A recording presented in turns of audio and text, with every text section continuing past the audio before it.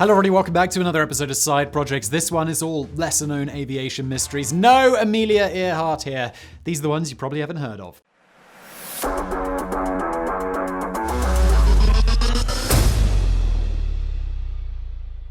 Most of us are at least partly familiar with well-known aviation mysteries like Amelia Earhart's, yes, absolutely, disappearance in 1937, the loss of US Navy Flight 19 over the Bermuda Triangle in 1945, also heard of that one, and of course, Malaysia Airlines flight MH370 that went missing in 2014. It's already 7 years ago. Where does time go? That said, since regional and long-distance flights became common after the Wright brothers skimmed just a few meters over the ground in Kitty Hawk, North Carolina in 1903, scores of military and civilian airplanes have crashed and gone missing in bizarre circumstances. Though weather, faulty design, mechanical problems, and pilot error are often to blame, many incidents are shrouded in hearsay, misinformation, and competing theories, and espionage, industrial theft, nefarious insurance payouts, and religious fervor sometimes factor into the equation too. Also, in case of the Bermuda Triangle, which isn't really a thing, people are like, it's a giant sea monster. It's not. Whatever the case, missing aircraft and crashes often baffle investigators, and in many instances, the truth remains in near perpetual obfuscation. So now, let's take a look at 4 lesser-known aviation mysteries.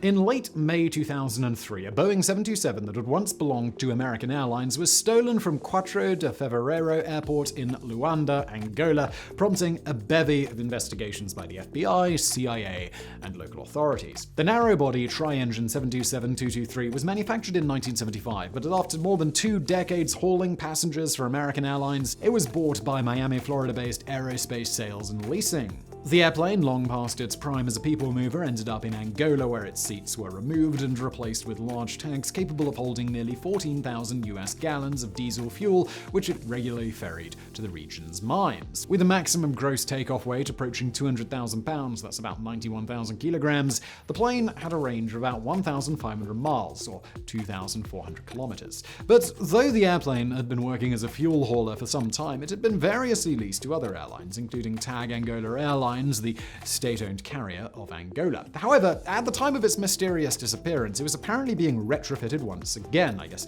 they just couldn't decide what to do with it. This time for another local airline, and it had been sitting on the tarmac for more than a year, during which time its owners purportedly racked up more than $4 million in airport fees, which they just didn't pay. In documents later released by the FBI, the plane was described as unpainted silver in color with a stripe of blue, white, and red. In other words, American Airlines colors minus the lettering. The story goes that on May 25, 2003, at about 5 p.m. local time, just as the sun was setting, 2 men stealthily boarded the massive jetliner. One airport employee reported seeing one person board the aircraft, while others stated that they'd seen 2 men. One is thought to have been experienced American pilot and flight engineer Ben Padilla, who wasn't certified to fly a 727, but I mean, if you're stealing one, well, I guess who cares? The other was a Congolese mechanic named John Mutantu. With Padilla at the controls and Mutantu monitoring the engine and other vital systems, the aircraft's engines roared to life and it taxied erratically toward the runway without any communication or proper clearance. Air traffic controllers in the tower repeatedly tried to make contact,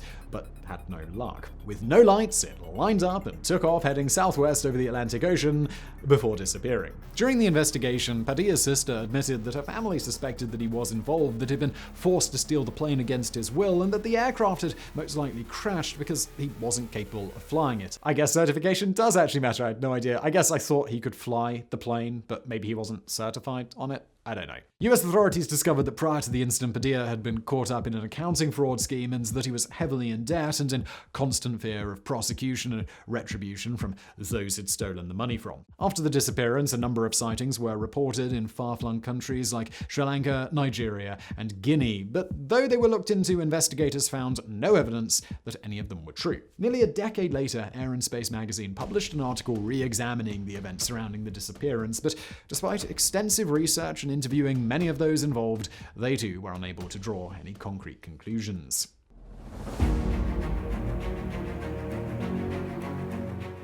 On Friday, November 8th, 1957, just before noon, Pan Am Flight 7 took off from San Francisco International Airport for Honolulu. The Boeing 337 Stratocruiser, nicknamed Romance of the Skies, was embarking on a multi-stop around-the-world flight between California, Hawaii, and ultimately Philadelphia, Pennsylvania. But after departing from the West Coast, the massive Pratt & Whitney radial engine-powered airliner was never seen again. With nearly 4 dozen on board, including passengers and crew, the globe-trotting Behemoth vanished, and the search and rescue effort that followed was the largest since the disappearance of Amelia Earhart in June of 1937. Loaded with enough fuel for nearly 13 hours of flight at about 260 miles per hour, the 147,000-pound aircraft climbed to its cruising altitude of 10,000 feet. The plane's crew made their last scheduled communication at just after 5 p.m. that evening, and less than 2 hours later, the company alerted the Coast Guard that they'd failed to check back in at 6 p.m. In response, merchant ships, naval vessels, submarines, Coast Guard carters, and various aircraft were sent to scour huge swaths of the Pacific Ocean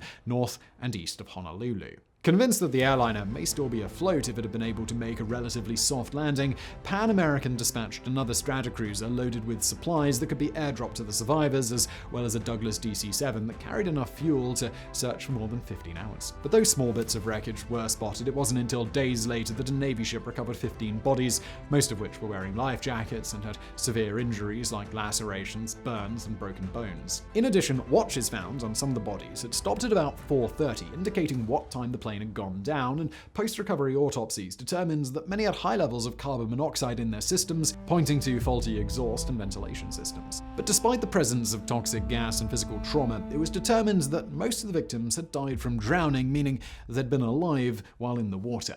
Yet for Pan Am, the FBI and the Civil Aeronautics Board, predecessor to the National Transportation Safety Board, or NTSB, determining the cause of the crash proved particularly tricky, and some suspected foul play. Not only were no distress calls made, but the wreckage was well outside of the plane's normal flight path. One theory centered on a disgruntled airline employee named Eugene Crosthwaite, who may have sabotaged the aircraft out of revenge for contracting tuberculosis while working on the company's flying boats in the Orient. In addition, Crosthwaite was still distraught over his wife's death 3 months earlier, and was apparently so convinced that his daughter-in-law had murdered her that he'd reported her to the local sheriff. Investigators also looked into whether any of those on board had made any abnormal life insurance purchases, and they uncovered the interesting case of a 41-year-old called William Payne, the owner of a California hunting lodge purportedly flying to Hawaii to collect a business debt. Payne had taken out 3 life insurance policies just before flying, and had previously worked in the explosives and demolitions business, but the angle was dropped when it was discovered that his plane ticket cost more than the debt itself. It was also well known that Stratocruisers had a number of persistent mechanical problems, including oil pressure issues and overspeeding hollow core propellers, which under certain circumstances could actually throw their blades. Air travel in the past, super dangerous. Despite a number of promising leads in early 1959, the Civil Aeronautics Board ruled that no definitive cause for the crash could be determined, and the case was closed.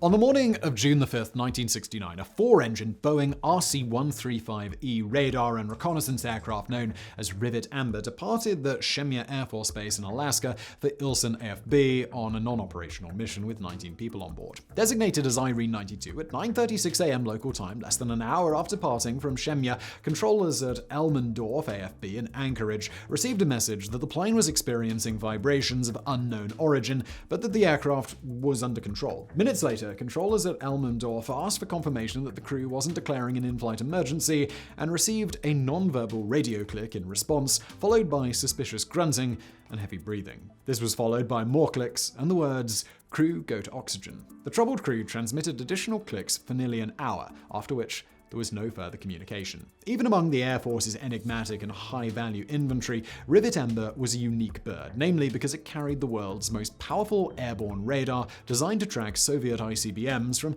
as much as 300 miles away. In fact, it was so powerful that Soviet fighters and interceptors were generally commanded to steer as far clear of Rivet Amber as possible. Developed by Hughes Industries, the 7-megawatt phased array radar added an additional 35,000 pounds to the aircraft's overall weight and cost more than $35 million, or about $300 million today, making it the most expensive military aircraft of its time. But despite its awe-inspiring capabilities, the radar caused a lot of problems for the aircraft. In addition to putting undue strain on the engines, it required so much energy to run and produced so much heat that an additional generator and radiator were added. When the Rivet Amber went silent on that fateful day, a massive search was launched. Multiple aircraft from Alaskan and West Coast bases searched for weeks, but no wreckage was ever found. Eventually, the search was called off, and to this day, the plane's fate remains a mystery. Though it's most likely the plane went down due to mechanical issues, far-flung theories do abound, including those that the Russians, unhappy about the airspace near the borders being prowled by a technological wonder, shot it down. While there's no evidence to support this claim, those making it often point to the fact that if that were the case, the US government would likely cover it up to save face. Whatever happened to the Rivet Amber, it was the last plane of its kind to ever fly, and more than 5 decades after its disappearance, it remains one of aviation's most enduring mysteries.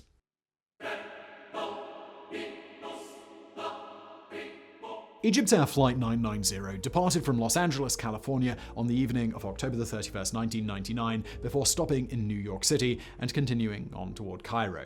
The long-range Boeing 767-366 had 2 separate crews for the lengthy transatlantic portion of the flight, which was slated to take about 10 hours. As scheduled, it took off from John F. Kennedy International Airport at about 1:20 in the morning. After 30 minutes in flight, it had ascended to an altitude of 33,000 feet, but just a few minutes before 2 a.m., the plane began a series of erratic course and elevation changes. First, it dove rapidly to approximately 16,000 feet at an angle of nearly 40 degrees, during which time it accelerated to more than 750 miles per hour, much faster than the plane's airframe was designed to go. Just a minute later, the rapid descent stopped, and the jetliner began gaining altitude again, this time reaching 25,000 feet, before changing course. Then the plane began its final and fatal descent, traveling so fast that one of its engines sheared from its wing-mounted nacelle and plummeted into the sea. All 237 on board, 203 passengers, and 14 crew were killed instantly when the airplane followed suit just moments later. Since the crash occurred in international waters, it was initially investigated by Egypt's Ministry of Civil Aviation, the ECAA, as well as America's National Transportation Safety Board, the NTSB. However, citing inadequate funding and lack of expertise, Egypt later handed the investigation over to the NTSB entirely. Nearly 70% of the wreckage, including the cockpit voice recorder or black box, was recovered from just 230 feet of water, and just a few weeks into their investigation, the NTSB determined that the crash had been caused by operator input and was likely intentional and not accidental. With a potential crime or terrorist event on their hands, the NTSB proposed passing the investigation on to the FBI, but, as was their right under international aviation agreements, the Egyptian government declined, and the NTSB continued on alone. From the plane's black box, it was determined that the first officer and relief co-pilot, Gamal al-Batouti, had insisted on taking over the co-pilot's seat just 20 minutes after takeoff. Then the pilot left the cockpit to relieve himself, after which the autopilot was manually turned off and the plane made its first erratic dive. In fact, the dive was so rapid and violent that it apparently created zero-gravity conditions inside the fuselage. Stumbling back to the cockpit, the astonished captain repeatedly asked, "What's happening? What's happening?" In Arabic, al-Batouti clearly responded, "I rely on God." There was additional evidence that the pilot and co-pilot were fighting over the controls, namely because the right and left elevators in the tail were set in opposite directions, one for ascent on the pilot's side, the other for descent on al-Batouti's side. Then the engines were shut off, and moments later the electrical system failed. Among those on board were a large contingent of Egyptian military officers who'd just wrapped up training exercises in the US. Their presence led some to suspect that the flight had been targeted by Egypt's enemies, namely Israel, though no evidence was ever put forward to support that claim. As the country's official airline, EGYPTAIR was an icon of national pride, and the NTSB's findings were far from popular. Later, the ECAA conducted its own investigation and issued a report vehemently rejecting the possibility that al-Batouti had caused the crash. Instead, the Egyptians determined that sheared rivets in one of the elevator's control mechanisms caused the plane's erratic maneuvers, and that everyone in the cockpit was working together to regain control up until the time it hit the water. So on that note, I'm not going to ask if you enjoyed that video, but I do hope you found it interesting. If you did, please do use that like button below. Don't forget to subscribe, and as always, thank you for watching.